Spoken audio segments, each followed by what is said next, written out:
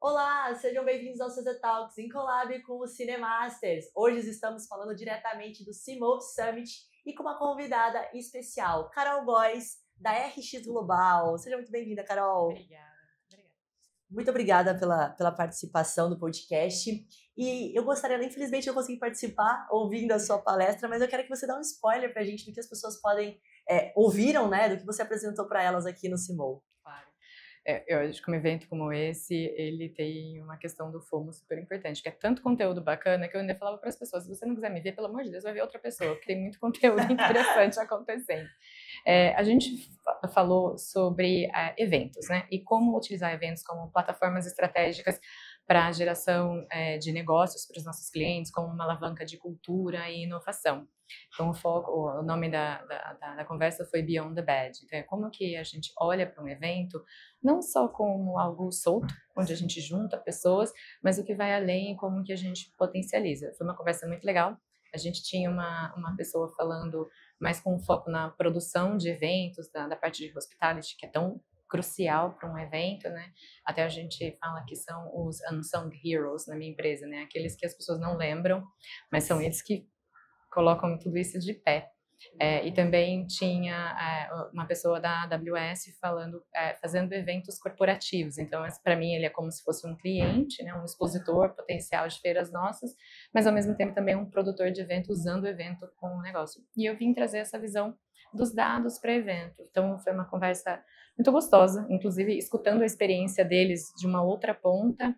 E eu falei um pouco mais sobre como a gente começou a ver eventos não só como momentos de encontrar face to face, mas como utilizar essa geração enorme de dados que acontecem aqui, porque se a gente olha em volta, isso aqui é dado acontecendo, é alguém interagindo, é alguém vendo uma palestra, é alguém fazendo um negócio, é alguém aqui se abraçando, e hoje a gente tem esse potencial de digitalizar as informações e utilizar esses dados para que o expositor e o visitante utilizem melhor.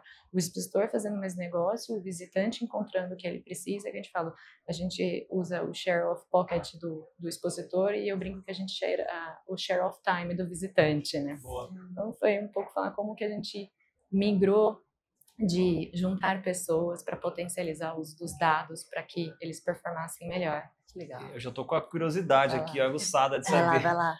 o que tem, então, de mais inovador e tecnológico para que sejam mapeados esses dados atualmente em eventos, né? Que a gente está aqui numa área aberta, no espaço físico, né, acontecendo. O que está por trás aqui que a gente não está vendo que está coletando dados? Tem a porta de entrada é o credenciamento, né? Aquele momento que a gente fala quem a gente é, potencialmente o que a gente está interessado. Eu estou falando como se eu fosse uma visitante. Qual cargo que você ocupa, porque isso pode ter uma relevância. Honestamente, acho que cargo hoje é um dado que está caindo por terra, no sentido de segmentar só por cargo, porque Boa. as funções estão tão multidisciplinares, né, que é difícil. Eu, por exemplo, sou formada em marketing e hoje eu tomo decisões de tecnologia. Enfim, só um exemplo. Mas as organizadoras de eventos, de forma geral, elas estão ficando muito avançadas em como digitalizar isso daqui. Então, quando o expositor escaneia a sua credencial, ou mesmo na porta de entrada, eu já sei que você veio, quem você encontrou.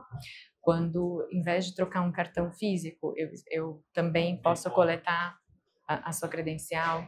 Nos nossos eventos, a gente tem um produto que chama Collect, que os expositores podem ter QR codes espalhados no stand dele. O visitante lê aquele QR Code, faz o download de um documento ou de algum material, e isso vira um lead para o expositor também, quando ele participa de uma palestra e ele interage, ou quando ele vai para o website e visita a página de um expositor, visita o produto de um expositor, favorita um speaker, tudo isso consolidado, eu falo que a gente tem um conjunto de dados que é muito único, que é profissional, porque não é sobre a Carol Góes, CPF 222, blá blá blá, que gasta A, B e C no cartão de crédito. É sobre a Carol, diretora de produtos de uma empresa com X mil funcionários, que está investindo em A, B e C, e interesse. Então, esse set de dados profissionais é muito único para um evento, e eu olho para cá, e para mim é uma série de oportunidades que os expositores têm de, por exemplo, fazer pesquisa, observar o cliente em loco, como ele age, é muito único. Então, Eu não acho que a gente capta tudo, Claro. mas, assim, tem avançado muito, e especialmente no celular, né, gente? Eu sei de empresas que já fizeram triangulação de sinal de celular dentro de um evento para enviar uma recomendação. Você está aqui na CZ, vai ali que tem um expositor com seu perfil. Eu já vi isso.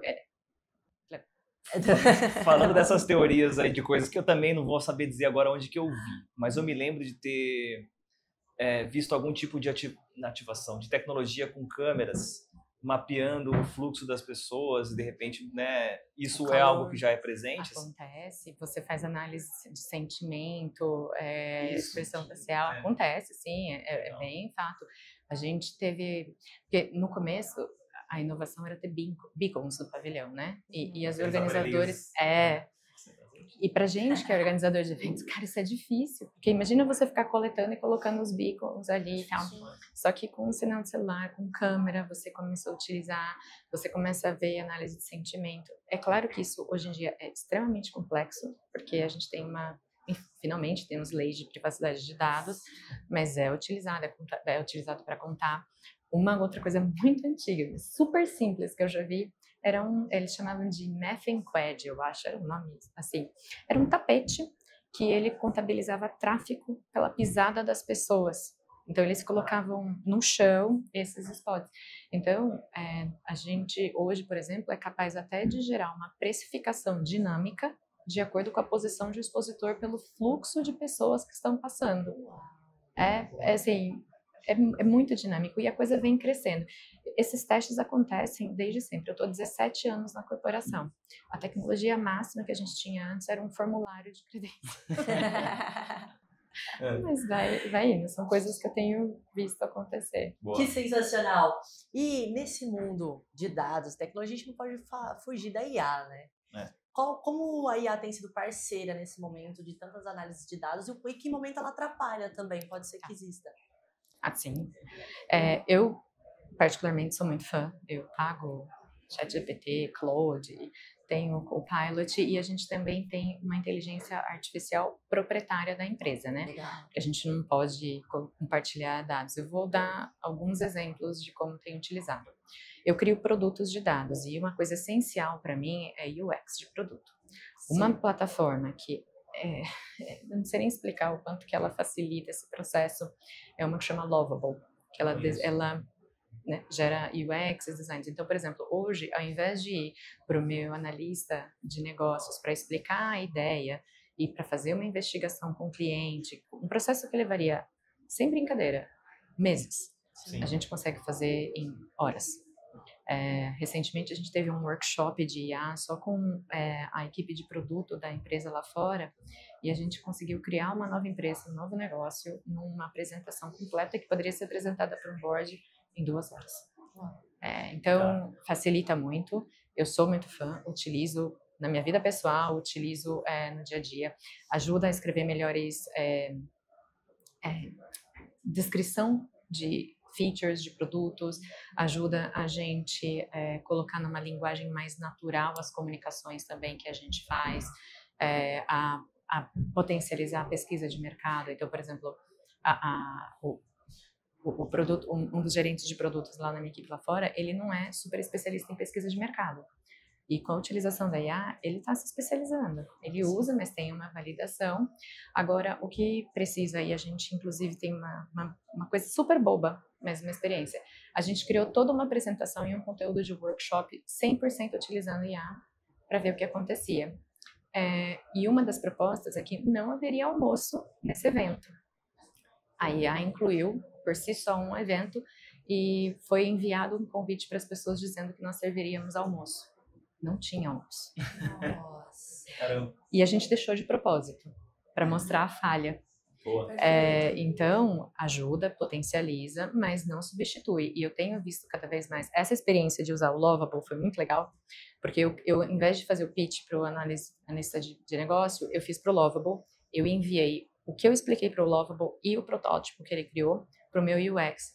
E o UX, ele reagiu super bem, ele não se sentiu ameaçado. Ele falou, gostei disso, isso funciona, aqui eu consigo melhorar aqui, tal e tal coisa, e ele fez uma coisa muito melhor. Então, eu acho que, assim, até a gente fala muito agora sobre, mais importante do que a IA em si é o prompt e quem está escrevendo esse prompt. O operador do prompt, né? A gente está criando até banco de dados de prompts para facilitar. Que legal. Agora, eu queria fazer uma pergunta. Você disse que foi exportada, né, para a Inglaterra, agora está de volta para o Brasil? Não, deixa eu adiantar. Deixa eu contar essa, porque essa foi muito boa. A gente estava conversando no LinkedIn e ela falou, teve nossa, uma você conversa é de anterior, eu não sabia. A Carol é minha amiga já. Você não tá entendendo. Campineiro, meu filho. A gente estava conversando no LinkedIn e a Carol descobriu que eu era de Campinas, ela também. Aí ela comentou que ela foi exportada para São Paulo e agora ela está sendo exportada para Inglaterra. Mas olha que maravilha, né? Ela é nossa. Essa é a parte boa. E conhece o Daniel. E disse que conhecia o Bruno também, não conhecia? O Bruno não. Não chegou a conhecer o Bruno, mas conheci, estudou com o Daniel. Caraca. Tá vendo? Não, pois é. Um ovo, né? Um ovo. Mas o que aconteceu? Eu entrei nessa empresa em 2008 e vim para São Paulo. Na verdade, já morava aqui, né? Eu já tinha trabalhado antes aqui. E muito rapidamente a minha carreira começou a ir para projetos globais. E eu sempre fui uma pessoa com muita vontade de crescer, tá? Eu sempre fui muito guerreira mesmo, queria muito ser essa executiva de uma grande multinacional. E eu fui abraçando todas as oportunidades. Tem um projeto ali? Bora. Outro ali? Vou também. E assim, meu inglês, gente, eu aprendi a falar inglês assistindo Friends e escutando Roxette, porque sim, eu sou daquela época. Então foi muito na raça. E aí eu fui pegando esses projetos globais, então foi muito natural. Agora, para mim, a parte que eu de fato tenho muito orgulho, e nem por mim, tá? Mas por todas as pessoas por trás dessa história, é que o produto que hoje me levou para fora definitivamente foi criado no Brasil. E eu tenho um puta orgulho disso. Tá certo, tá tudo bem, tá em casa.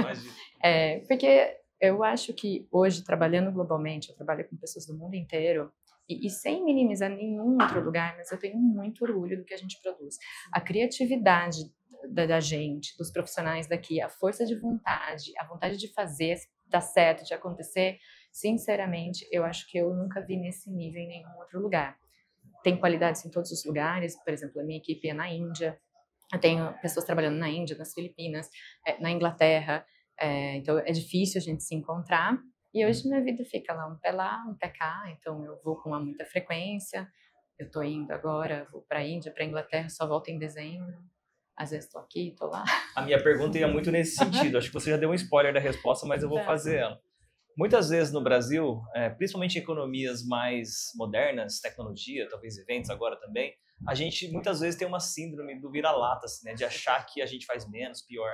Eu queria que você, com essa experiência de vários lugares, falasse pra gente em que lugar o Brasil tá, pelo menos nesse seu segmento. Olha, o primeiro ponto, um produto que nós brasileiros criamos virou global. E é um produto que eu posso afirmar que é um produto que gerou muita receita, é um produto de maior crescimento na empresa, etc. Então, para mim, eu nem levo só para mim isso, eu levo para a gente, de fato, para o nosso país. Eu acho que a criatividade, o senso de resolver e ajudar, porque assim, não é sobre o meu único sucesso, eu percebo que é o nosso. O coletivo aqui no Brasil eu acho muito único. A gente tem problemas e defeitos, sou muito consciente disso, mas eu tenho tido um olhar muito carinhoso para o Brasil. Então, em questão de tecnologia, a gente tem uma série de exemplos, assim, mesmo na pesquisa científica, eu amaria que a gente investisse tanto nisso como outros países, mas eu vejo, gente, até uma questão simples, a saúde aqui, meu Deus, é muito mais avançada. Contando um caso pessoal, eu tinha endometriose, me tratei aqui e recebi um tratamento maravilhoso. Quando uma colega da Inglaterra soube, ela falou, nossa, deixa eu te contar o que tem de possibilidade para você. Quando a gente conversou, a conversa terminou, caramba, você tem acesso a muito mais coisas e muito mais modernas do que eu. E eu acho que isso se replica em vários setores, sabe? Tem muitas diferenças entre vários países. Por exemplo, a forma como o Japão avalia um produto é bem diferente da nossa. Eles são muito mais rígidos, mas eles adotam produtos digitais com muito mais rapidez. Eu percebo que sempre tem alguma customização a se fazer, mas o Brasil ele é muito inovador, assim, e eu vejo que, inclusive na parte de dados, a gente estava muitos anos à frente, muitos anos à frente. Assim, não consigo te dizer cientificamente por quê, mas eu olho e eu faço questão de voltar para as pessoas com quem eu já trabalhei e falar: lembre-se que você é grande, lembre-se do teu tamanho, porque o que você fez, tem gente começando a fazer 10 anos depois. Muito legal você ter falado isso. As experiências que eu tive, né, trabalhando com empresas de fora e até viajando para fora, foi exatamente essa, parecida, de que a gente tem muitas vezes uma síndrome do vira-lata, como eu falei, quando você para olhar, mas fala, cara, a gente está tão bem quanto ou melhor em muitas coisas. Né? Eu vou te falar, eu também tive, tá? Porque eu sou uma mulher autoconfiante, toda empoderada, etc. Mas quando eu fui para esse cargo global, eu passei 2 anos questionando a minha capacidade. Tá? Meio que na síndrome do impostor ali. Com certeza. A gente acha, mas será? Será? Foi um momento que foi uma revolução para mim, profissional. De falar, não, que é isso? Eu sei muito bem o que eu estou fazendo, mas eu acho que é um processo de aprendizado mesmo. E qualquer um de nós. Carol, no começo você citou aqui, eu quero inclusive que você cite as grandes feiras que vocês fazem, produzem. E eu quero saber qual que é o dado que se repete. Existe algum padrão de dado para cada feira ou os dados são completamente diferentes? Tem as duas situações. Então, aqui no Brasil, a RX, ela organiza eventos, acho que os mais conhecidos são a FEICOM, o Salão do Automóvel, Bienal do Livro, são eventos gigantescos. Tem um evento que acontece que não é tão conhecido do público geral, mas se chama Automec, que é um evento de autopeças que ele é gigantesco, ao ponto de ter que se fechar o credenciamento de tanta gente que visita. Fora do Brasil, os eventos acho que mais conhecidos é a Comic Con, Star Wars Celebration, que eu sou uma super nerd, mas tem eventos como InfoSecurity, um evento muito grande que está espalhado pelo mundo, chama InCosmetic também, que é um evento que trata sobre ingredientes, sobre cosméticos, são diversos. O que acontece? Eu costumo falar, gente é gente em qualquer lugar. Então, você vai ter um padrão. Um padrão que eu posso falar é que no pós-pandemia, todos os eventos cresceram. Legal. E é uma coisa que, inclusive, eu me surpreendi. Eu sou uma pessoa otimista e me surpreendi. Porque as visitações dos eventos, elas explodiram no pós-pandemia, que eu acho que até fala muito da necessidade das pessoas se reconectarem. Então, por exemplo, esse é um dado que se repetiu mundialmente, nem só entre eventos. Só para situar aqui, que ano que voltou? Foi quando? Porque a pandemia foi voltando, né? Foi voltando, Quando que você considera uma volta oficial? Assim? Eu considero que o ano que... Ok, vamos, 2023. 23. Porque 20 a gente totalmente parado, 21 um jeito ou outro, ajudou a gente repensar como fazer evento, né? Eu lembro de várias coisas que foram criadas nessa época.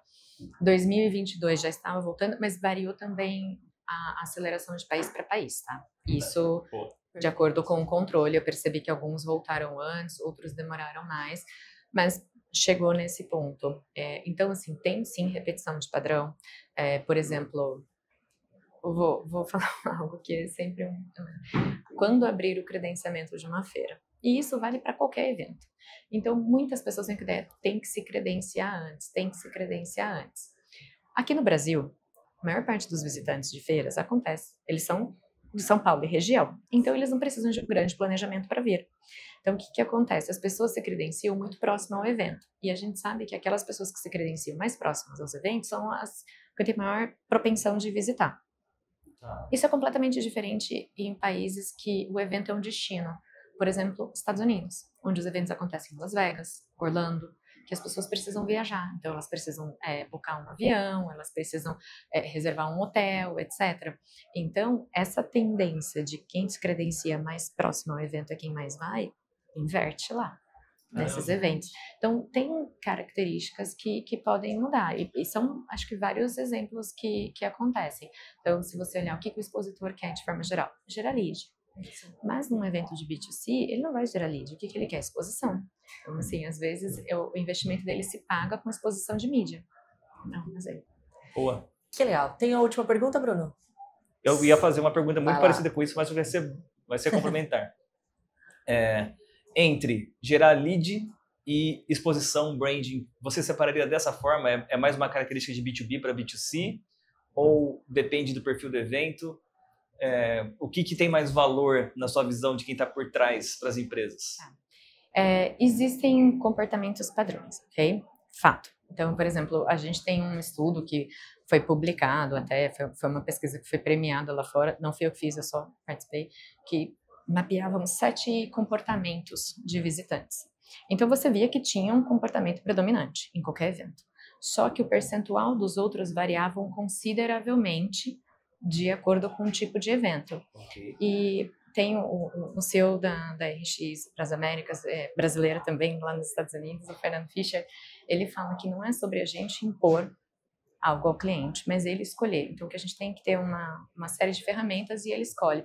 Porque, por exemplo, eu já vi casos de empresas muito pequenas que elas não vêm pela geração de leads.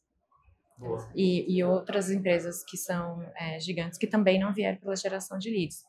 Mas você pode inverter, assim, os eventos B2C, eles têm mudado agora para gerar leads também. Uhum. Então, varia muito de expositor para expositor, mas existem, sim, comportamentos gerais. Daria para entender, então, daí para assumir que vai depender da intenção, o cara vai conseguir tirar ou branding, exposição, ou leads para ele.